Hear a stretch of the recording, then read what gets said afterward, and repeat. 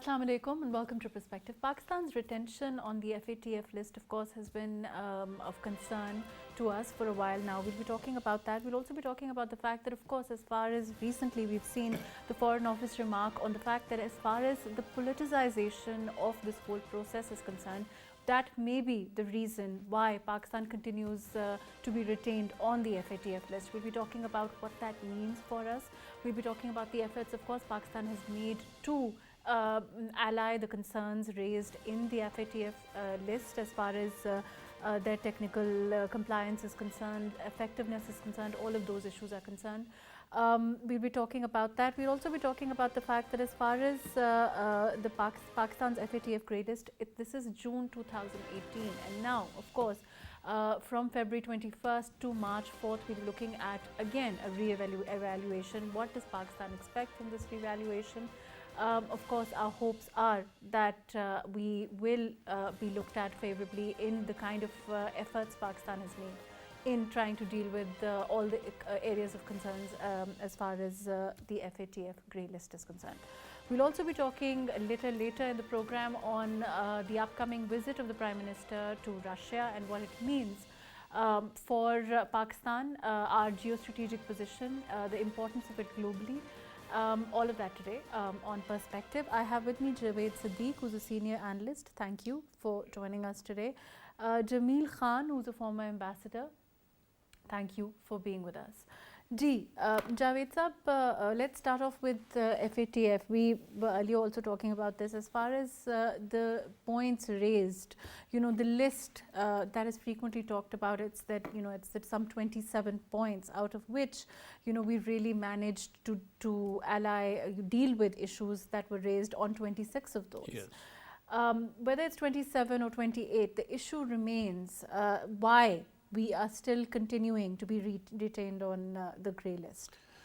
Well, I think Pakistan has done a lot to be out of this grey list of FATF, the watchdog organization, regarding money laundering and terrorism and all these things.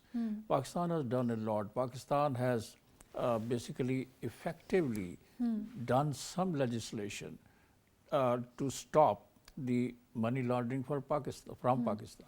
Also, we have met all those 26 conditions, and an action plan has already been given to FATF, members of the FATF. But despite that, it is unfortunate that Pakistan is not let off the hook by some of the countries which are hostile to Pakistan, which are inimical to Pakistan, and they want to injure our interest at international level. India is one of them. And that is what essentially we mean when we talk about politicization. Exactly. And this organization, unfortunately, is being used to punish and penalize some countries, and Pakistan is one of them. And the influential members, some influential members of FATF are exerting their influence on, policy making and decision making. That's why Pakistan is not out of this grey list. And we, for the last 2 years, we were optimistic, we were hopeful that we will be out of this grey list and Pakistan will be. Right. But unfortunately, this has not happened. I want to come back and talk more about this. Let me go to Jameel Saab. Jameel Saab, as far as there seems to be, for the FATF, there seems to be this, bifurcation, this division between what is effectiveness and what is technically, as far as technicality of it is concerned, or when we talk about, improving the technical compliance, so to speak, on the FATF. How would you explain that? Do you think that we've done both? Because the general impression that is given out is that as far as effectiveness is concerned, perhaps Pakistan lacks on that front. Right. And in fact, the technical aspect of the FATF is very clear, and it can be quantified very conveniently. But once its interpretation comes at the time of the meetings and a summit, that is politicized normally. And the member countries representative there during the assessments and during the meeting, and during the evaluation, they come up with their interpretation of the compliance. I'll come on that in a minute. Now, we are talking here about the technical compliance. Yes, Okay. Pakistan has done really a very good job by complying 26 out of 27 points, and in a very short span of time. I do also understand and underscore that Pakistan in last 20 or 25 years was not, very cognizant of the documentation of its economy.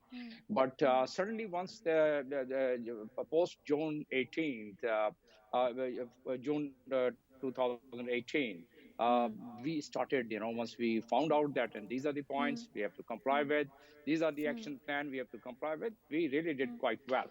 And during that process, the teething problems, some of those difficulties which our people find, that is also been noticed. For example, people genuinely, once they are receiving their money from the overseas, the bankers, they are so overcautious that they're raising about 10, 15 questions, calling the clients in there. That's just a little moderation. I think this nation should take that moderation for a better cause. It's not a big deal.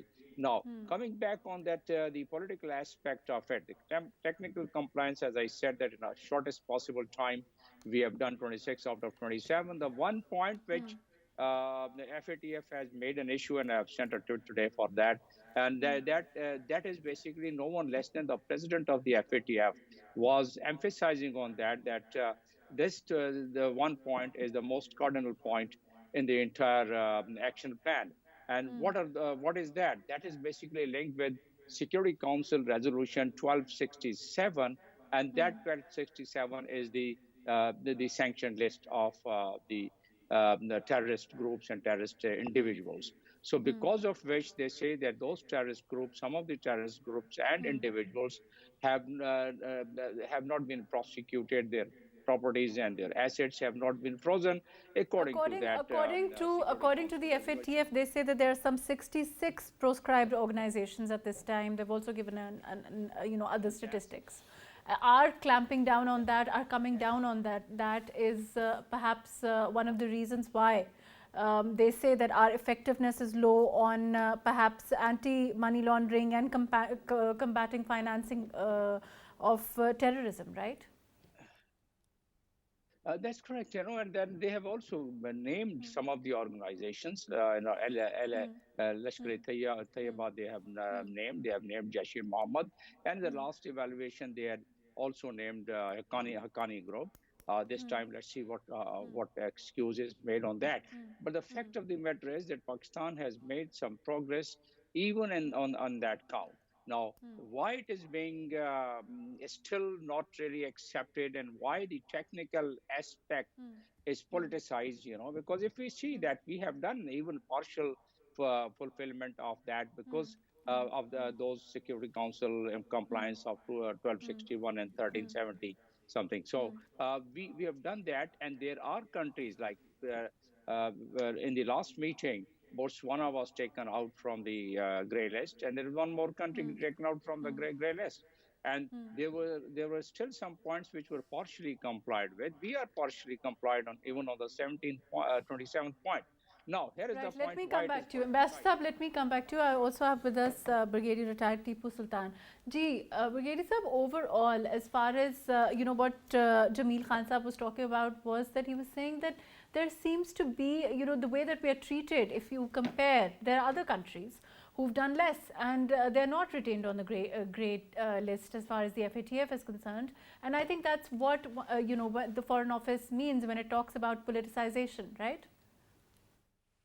Well, I will tell you that the politicizing of international protocols like FATF or even NATO and other organizations like the CTBT was and the nuclear protocols of Vienna, etc. We have seen that there is a selective employment of these international protocols for the country, for the target countries. Pakistan is a country which is inset in South Asia, and around it the situation was not stable. We had a situation in Kashmir, we have a situation with India, we had a situation in Afghanistan. and yet Pakistan Army and Pakistan institutions, Pakistan financial institutions work together to eradicate all these terrorists and all the terror groups, and we have complied largely with the points that they had. It was a foregone conclusion that Pakistan would remain in the grey list because the international establishment, the flow of events, the international power game is such that they want to keep Pakistan at the edge, whether it is with the monetary agencies, international monetary funds, whether it is FATF, whether it is other protocols. And there is a political arm twisting there in the FATF through India. We know that.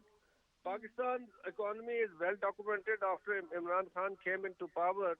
And after 2018, I agree with the participant over here that Pakistan has largely corrected itself and documented things.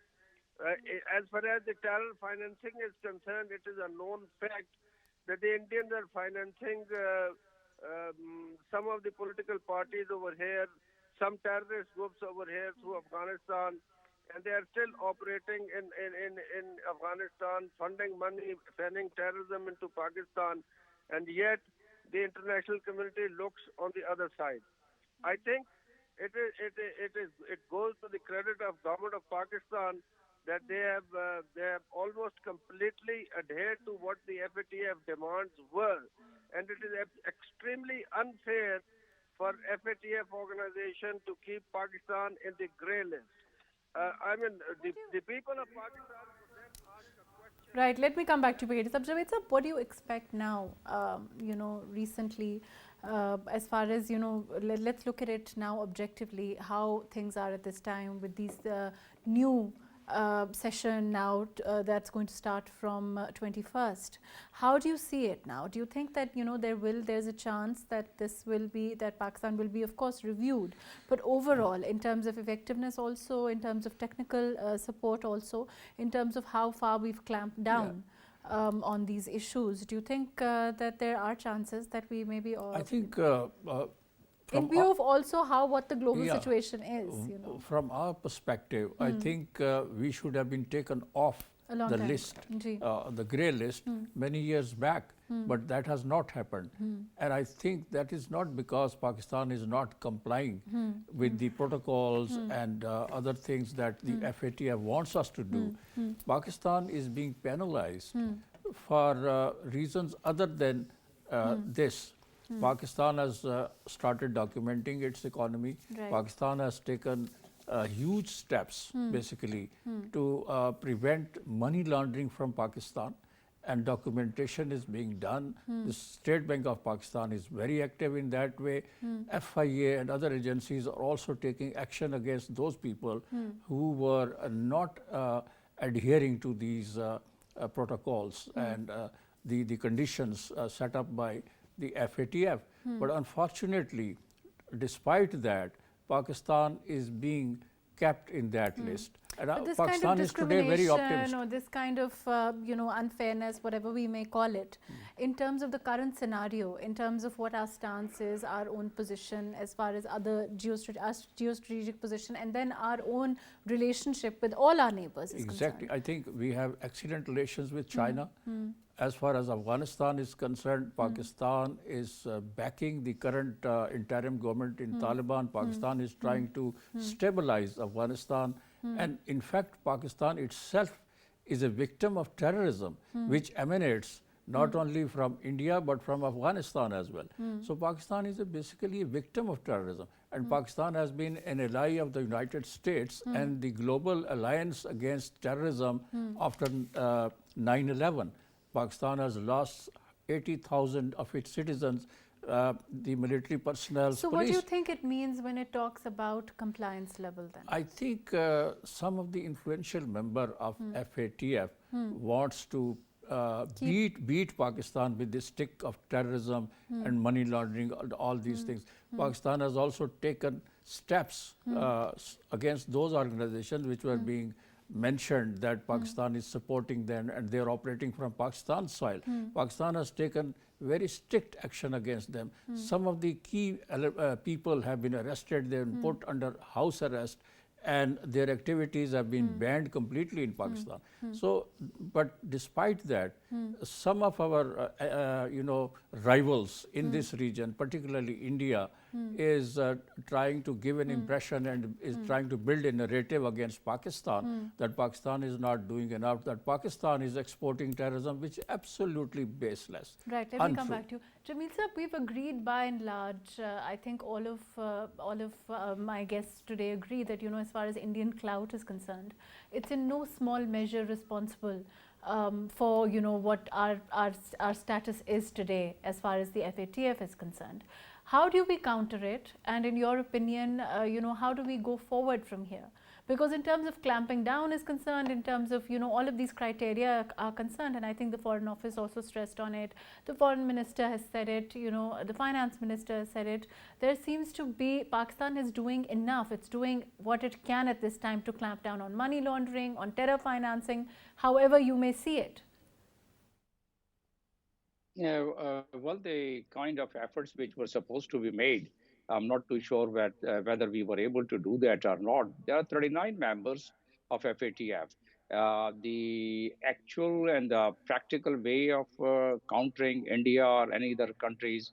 Let me also refer, US had issued a report last year.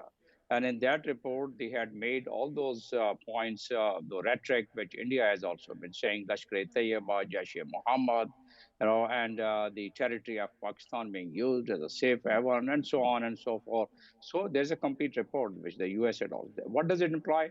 That 37 members of the FATF, there are allies of US, and like US has its influence on Security Council, US has its influence on IMF, and of course World Bank, and there's other organizations also. So if we have that realization, then in order to counter, in our case, India, and no one less than the external minister of India had very clearly and candidly said that, we were able to influence, and we were able to keep Pakistan in grey list, which was once the president of the FATF was asked during his last press briefing, he denied that we make decision with consensus. So that's right. That's the technical face of the FATF. The political face of the FATF is like UN Security Council, like other platforms. They are politicized also. So we should have really deployed our efforts in all these 39 countries through the traditional diplomacy, and we should have told to those host countries, that we should have convinced those host countries that we have complied with. 26 out of 27 and 27th, we have complied partially. What allegation is being leveled? We have the following argument. Let me come back to you. Jameel Saab, Brigadier Tipu Sultan, isn't it true that as far as, those 26 items are concerned, another 6 action items were also added by the FATF. So out of the 34 at this time, Pakistan, according to them, has complied with 30. Brigadier Saab? Yes, I will tell you that FATF has been progressively pressurizing Pakistan on the subject. Let me tell you that the remedy that you asked, what is the remedy, what should Pakistan do after having complied so much, after having documented its economy, after suffering so much in the region at the hands of the foreign powers I think we need, apart from the diplomatic effort with the member countries of the FATF, I think the Prime Minister should take this up at the international fora and say something like what he said about Islamophobia at the UN General Assembly, at meeting the world leaders of Europe, Asia Pacific, and Far East, and all that. I think the Prime Minister raised that if you are pressurizing and you are harming Pakistan by keeping it in the FATF grey list after having complied so much, after having suffered so much at the hands of the terrorism perpetuated by the foreign powers or the agencies, which still goes on unabated. And I think if the diplomatic effort in the FATF is not working because of the bulwark of certain nations, I think we need to take this up at the stage of the world power and we have to raise the notch, and we have to up the scale on this. I think we have been too timid in handling the FATF affair in Pakistan. Have been complying with them, and they are still doing this injustice to us. As far as the points are concerned, look, it is so difficult for all Pakistanis that deal with the banking in their daily accounts and their documentations for their politics, for employing, for getting employment somewhere in the government sector, or even going for the Senate, Provincial Assembly and National Assembly seats. There is so much of scrutiny in Pakistan. There is so much that comes to the limelight about a person who wants to seek public office here in Pakistan. There is no country in the world is expected to match that. Although there are snags in the system and people get away by, as far as their documentation is concerned. Right, let me come back to you. Let me go to Javed Sab. Javed Sab, in terms of Pakistan also presented proofs about the fact that, as far as India's Yes. terror financing is concerned, India's arms and training of terrorists to destabilize Pakistan is concerned, all of those things. But we haven't seen any reaction come out of that. Of course, we know the clout factor, we've discussed that as far as India is concerned. But do you think in terms of the international scenario, what Brigadier Saab is saying, he's saying that we need to bring this up internationally now, and of course I think the government will go towards that if we don't see a favorable I think outcome. Pakistan has raised this issue on other forums as well, that Pakistan is being penalized unjustly. Pakistan is very sincerely making efforts to basically prevent money laundering for any terrorist organization. Pakistan has taken strong action against those organizations which were being allegedly used for the terrorism purposes by some elements here. Their leadership has been arrested and several steps have been taken against them. But despite that, and some of the members of FATF, they are satisfied. Our allies in FATF, like Saudi Arabia, Turkey, China and other countries, they are fully convinced that Pakistan is taking very efficacious steps to root out terrorism, to root out these kind of activities from its soil. One of the things that Brigadier Saab said, I think he's very right when he said that there is the way that we have tried now, the measures that we've taken to clamp down on money laundering, on terror financing, we have bordered on, as far as ease of doing business is concerned, all of those things, for Pakistan to balance. And we have started digitization of accounts, all these things. Right. Technology is also being used. But I think, yes, we need to raise this issue on other forums, international fora, so that we are able to convince big powers like the United States of America and its allies sitting in FATF that look, this is what we have done. And I think we have to present our case more loudly in the influential capitals of the world, so that they could be able to listen to us and they exert their influence within FATF to put us out of this list. But in terms of, you mentioned that our friends in FATF, our allies in FATF, why do you think that, their efforts, our combined efforts haven't been able to yield? Because I think India is just also, the clout, yes, it's clout, and India is using its resources and its diplomacy, quiet diplomacy and public diplomacy and behind the scene diplomacy to keep Pakistan in this grey list, and we need to counter the Indian efforts actually. The UN report, interestingly also highlighted the fact that India is harboring terrorists. Exactly. Also, India ISIS is, terrorists. and only recently we have seen a surge in the terrorist activities in Pakistan. Balochistan, a spate of terrorist activities have been conducted in Balochistan recently, and Army Chief visited that area. And Pakistan. CPEC, of course, remains CPEC is also under a victim constant, of, yes. So Pakistan is doing all. And Pakistan, as I had said earlier, is a victim of terrorism itself. And these terrorist activities are emanated from Afghanistan and India. and the world is well aware of these facts. But unfortunately, they are biased, and because of their own narrow interest, national interest, they are not actually telling India that it should stop Pakistan's, maligning Pakistan within the And forum of barring, FATF. of course, okay, then, we've been talking about the FATF. Thank you so much for being with us. Brigadier Tipu Sultan, thank you for joining us. Jameel Khan Saab, thank you for being with us for this part of the program.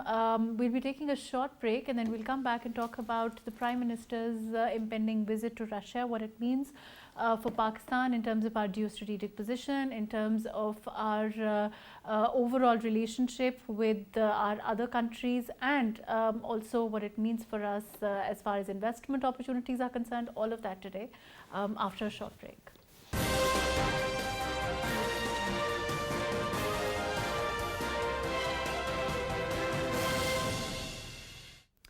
Welcome back. We'll be talking about the Prime Minister's upcoming visit to Russia. Of course, its importance as far as Pakistan is concerned, its importance for us within the region, its importance for us as an ally in terms of investment opportunities, in terms of our geostrategic position, all of that today. Ji, Javed Sab, let's talk about how do you see it, the visit I of the think Prime it's a Minister? very, very important visit. And at this time?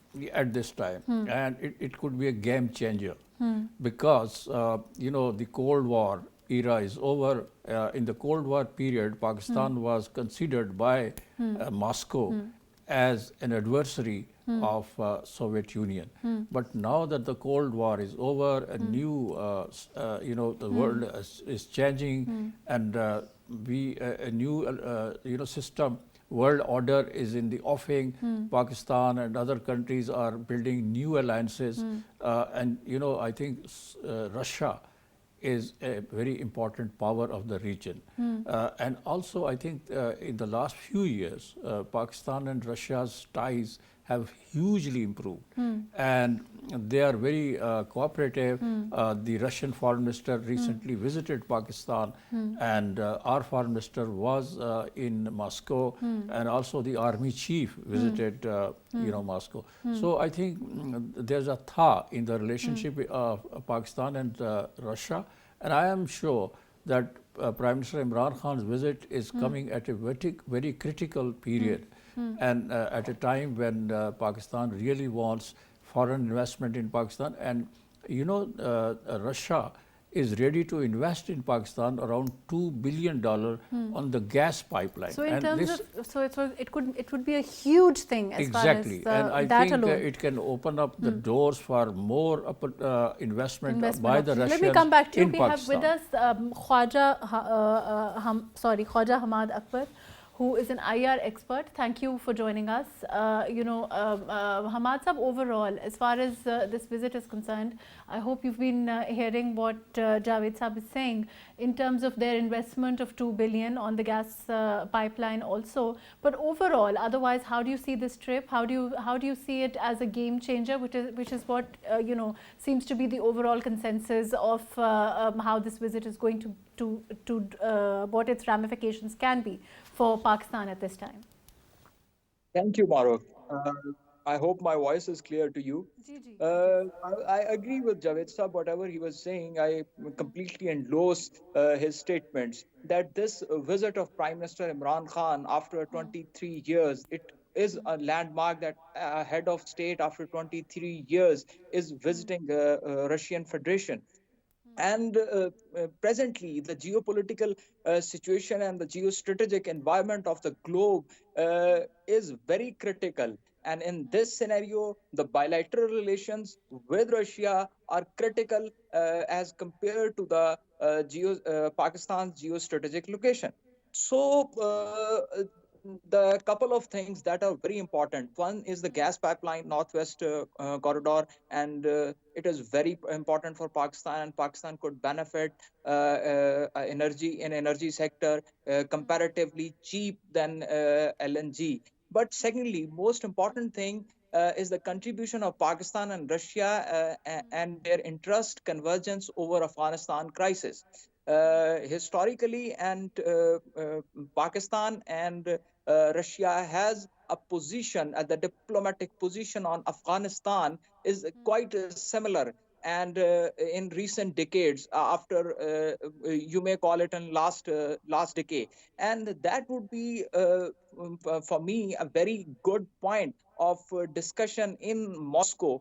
And hopefully the things will be discussed, and the current geopolitical environment will be discussed, and Russia will be very much interested in Pakistan's CPAC projects, because I have been in conversation with Moscow State University, and the professors were very much interested in exploring the opportunities under the CPAC flagship project of BRI. So you see, also, most importantly, Pakistan should be careful about making media statements and press releases of this visit, because whenever we go abroad, we do a few mistakes. First of them is the real understanding of foreign relations, how diplomatic and how diplomacy carries. Because when we are going at a bilateral visit, and we must not bring any kind of multilateral issue on the discussion table, or talk anything about any other country, because we have a history of bitter history of Cold War era attached with associated with Russia. And because of that baggage, we see each other with an Indian prism. That has to be stopped. Actually, we have stopped seeing each other through Indian prism. So we have to be focused on strictly bilateral relationship and mature this, instead of point dragging that you've raised. I want to ask Javed Saab his take on this also.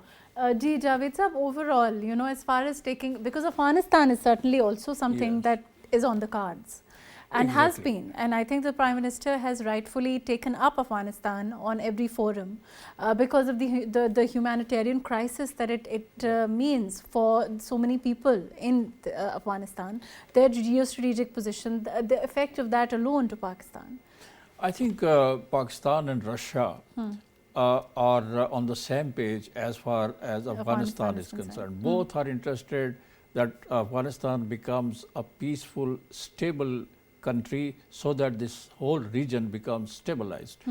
Because of Afghanistan, in the last 40 years, Pakistan has suffered massively.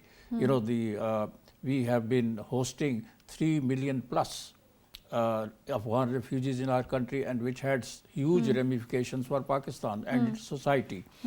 And now, after the the disintegration of USSR, I'm talking of 20 years back, things have completely changed. United States came and they invaded Afghanistan. A new situation has emerged, and I think now both Pakistan and Russia want peace in that region, and particularly in Afghanistan. And there's a convergence of views as to how to go about Afghanistan.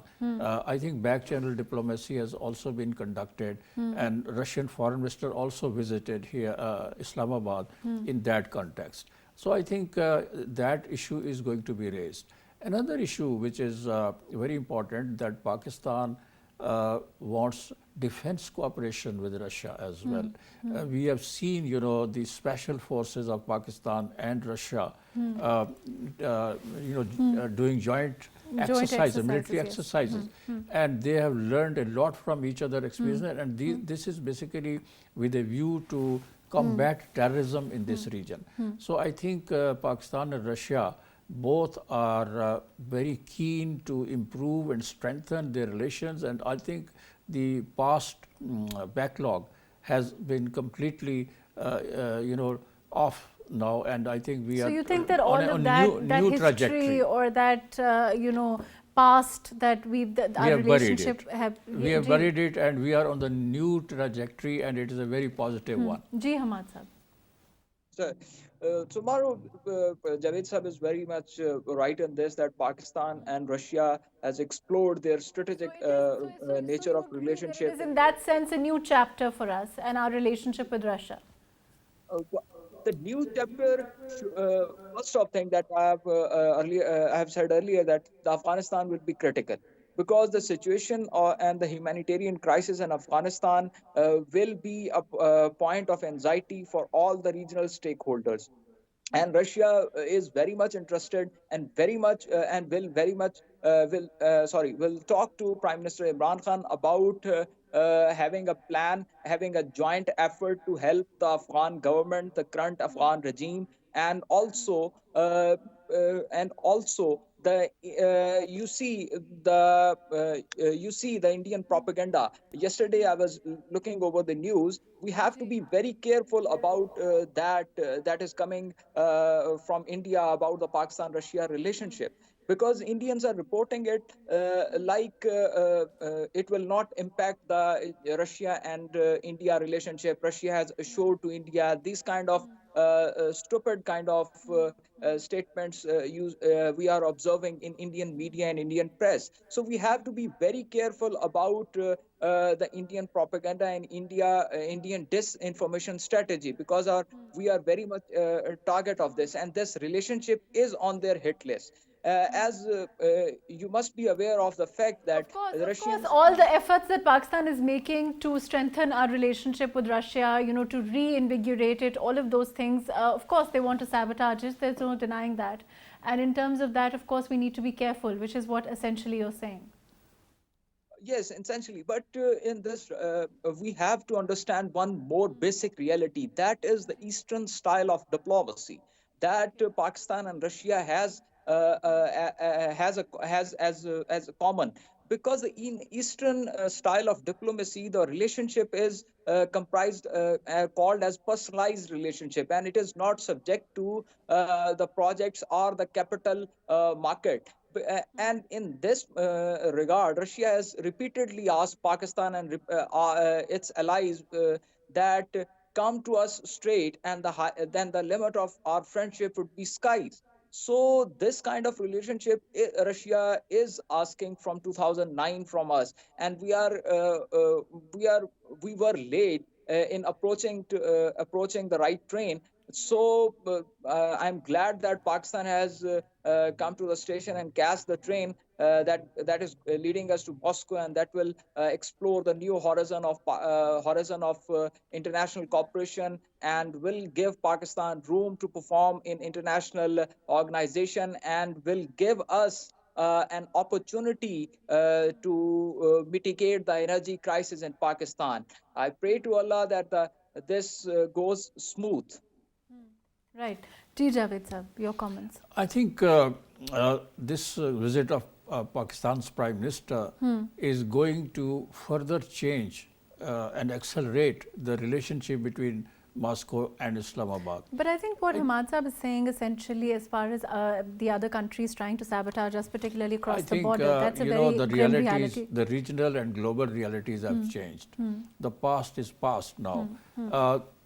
India was the closest ally of Soviet Union in the Cold War period, and now they have chosen a new ally. I mean, the Indians are very close to the United States, and they have gone in the lap of the United States, and they have created this Quad, and they are a strategic ally of the United States of America. So Russia now, Russian Republic, Federation of Russia is different one from what it used to be USSR. So if the Indians are saying that, and they are trying to create an impression, negative impression about Pakistan, I think they will not be able to do it, because Russian leadership clearly understands that the new realities are emerging in the region, that every country has its own role and every country has its own strategic interests. So quickly, there are some concerns being raised in terms of the time of this visit, as far as the Prime Minister is concerned.